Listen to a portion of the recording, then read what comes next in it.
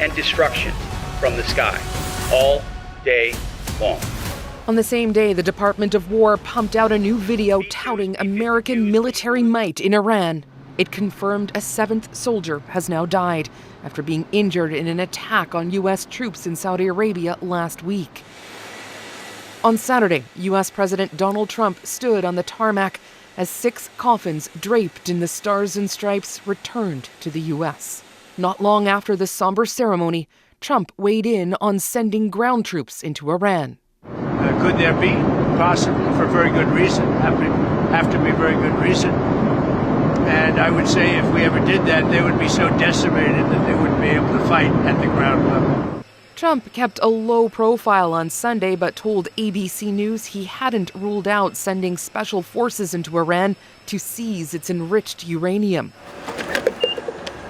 But it's the skyrocketing price of gas that had his energy secretary playing defense. Look, you never know exactly the time frame of this, but in the worst case, this is a week's. This is not a month's thing.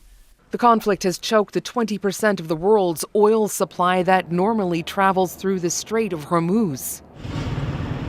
There were also tough questions this weekend after numerous outlets reported that the U.S. was likely responsible for the strike on a girls' school that killed more than 165 people, mostly children.